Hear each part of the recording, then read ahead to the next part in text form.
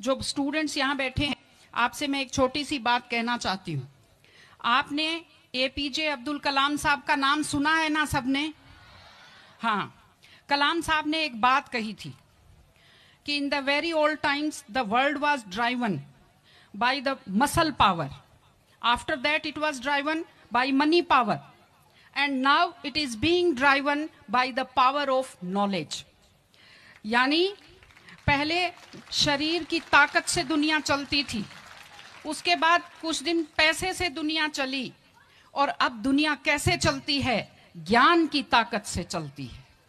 आज अमेरिका और रूस, फ्रांस क्यों हमसे आगे हैं? उनकी जनसंख्या भी कम है, शायद वो मेहनती भी हमसे कम हैं, लेकिन वो हमसे क्यों आगे हैं? क्योंकि उनके यहाँ शिक्षा का जो प्रसार था वो हमसे ज्यादा हुआ, वो हमसे ज्यादा एजुकेटेड हैं। हम लोग प्राचीन काल में हमारे यहाँ बहुत अच्छी यूनिवर्सिटी थी, नालंदा यूनिवर्सिटी थी, तक्षशिला यूनिवर्सिटी थी, लेकिन जब मध्यकाल आया तो हमने अंधविश्वासों पर ज्यादा ध्यान दिया और जो नॉलेज था साइंस का उस पर हमने कम ध्यान दिया, इसलिए हम विश्व में पिछड़ गए। एसएसटी में आप लोग पढ़ते होंगे, 10th के बच्चे एसएसटी पढ़ते हैं, कि एक समय था जब वर्ल्ड की जो रिचेस्ट कंट्रीज थी वो रूस अमेरिका नहीं थी, वो इंडिया था और वो चाइना था। चीन और भारत विश्व के सबसे धनी देश थे, लेकिन हमने एजुकेशन पर ध्यान देना छोड़ा। उसका नतीजा ये निकला कि हम लोग गरीब हो गए, हम लोग पिछड़ गए, हम लोग कमजोर हो गए। इसलिए अगर आपको खुद को ताकतवर होना है और इस देश को ताकतवर बनाना है तो आप लोग शिक्षा पर ज्यादा से ज्यादा ध्यान दीजिए। हमारी बेटियां यहां बैठी हुई हैं, आप लोग बहुत खुश किस्मत हैं, आपकी किस्मत अच्छी है कि आपने इस जमाने में जन्म लिया है जब लड़कियों को स्कूल भेजा जाता है, जब लड़कियां बराबरी के अधिकार के साथ आत्मसम्मान से जिंदगी जी सकती हैं। मैं अभी सोफे पर अकेली बैठी हुई थी, फिर उसके बाद शिफा जी आए और फिर उसके बाद संतोष जी आए, तो हमें जगह हमारी बढ़ती गई। मैंने कहा भाई पुरुषों सिंहासन खाली करो, महिलाएं आती हैं।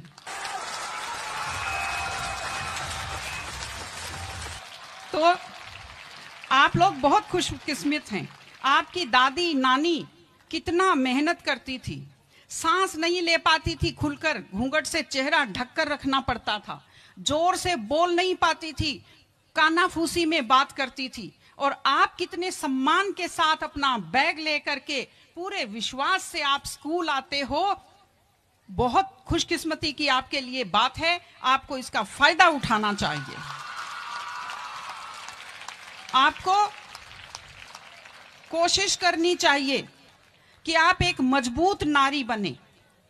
और आपसे मैं कहना चाहती हूं कि आपके ऊपर बहुत विश्वास करते हैं, आपके पेरेंट्स आपको घर से बाहर भेजते हैं, अपने माता पिता को हमेशा अपने मन में रखिए। दूसरी चीज आप बच्चों से जो कहना चाहती हूँ, आजकल क्या है, पहले तो घर में बहुत सारे बच्चे होते थे, संयुक्त परिवार होता था, चलते ही कोई सिर में थप्पड़ मार देता था, बच्चों को बुरा नहीं लगता था, टीचर्स की मार खाते रहते थे, हंसते रहते थे। आजकल 1-2 बच्चे होते हैं घर में, बच्चे बहुत सेंसिटिव होते हैं। आप लोगों को जब आपके माता पिता टोकते हैं, आपके टीचर्स टोकते हैं, आपको बुरा लगता है। आपको बुरा नहीं लगना चाहिए, क्योंकि ये वो लोग हैं जो आपकी चिंता करते हैं। मैं आपको एक छोटा सा किस्सा सुनाऊंगी। एक गाय जंगल में चल रही थी, अचानक उसने देखा एक बाघ पीछे दौड़ा। गाय भी भागी जान बचाने के लिए, सामने दलदल था, वो दलदल में थोड़ा चली, वो दलदल में फंस गई। बाघ भी पीछा करता हुआ आया, वो भी दलदल में फंस गया, लेकिन गाय से थोड़ी दूरी पर था, चल नहीं पाया। तो गाय हंसी और उसने बाघ से कहा, बाघ तू तो गया, तू मरेगा। तो बाघ ने कहा, तुम क्या हंस रही हो, तुम भी तो मरोगी दलदल में। उसने कहा, मैं नहीं मरूंगी, देखना। शाम को जब मालिक ने देखा गाय नहीं आई, वो 2-4 लोगों को लेकर आया। जब देखा गाय दलदल में फंसी हुई है, वो रस्से लाया, लकड़ी लाया और गाय को निकालकर बाहर किया।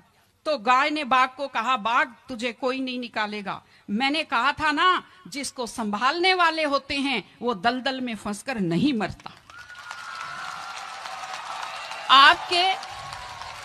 आपके जो टीचर्स हैं, आपके टीचर्स और आपके पेरेंट्स आपको संभालने वाले हैं। अगर आप उनकी बात मानेंगे, आप डांट के पीछे छुपी हुई उनकी चिंता को आप समझेंगे तो आप बुराइयों के और गलतियों के दलदल में कभी नहीं फंसेंगे। इसलिए अपने माता पिता को, विशेषकर अपनी माँ का चेहरा अपने दिमाग में रखिए, अपने दिल में रखिए कि वो आपके ऊपर कितना विश्वास करते हैं, वो आपकी कितनी चिंता करते हैं, घर पे आपका इंतजार करते हैं, आपके लिए हमेशा वो दुआएं करते हैं। आपके माता पिता जब मंदिर में जाते हैं खुद के लिए कुछ नहीं मांगते, जब वो बचत करते हैं उस पैसे से खुद के लिए कुछ नहीं खरीदते, वो पैसा आप लोगों पर खर्च करते हैं। उनकी इस चिंता को समझिए, अपने टीचर्स की चिंता को समझिए। मैं आप सबको बहुत शुभकामनाएं देती हूं कि आप लोग, आपकी बुद्धि तीव्र हो, आपका मन बहुत समृद्ध हो, आपका हृदय बहुत संवेदनशील हो। मैं स्कूल को मैं बहुत बहुत शुभकामनाएं देती हूं। टीचर से अपील करती हूं कि व्यक्ति केवल शरीर और दिमाग नहीं होता, एक मन होता है, एक आत्मा होती है। माइंड जो है, mind is sharpened by the knowledge and information.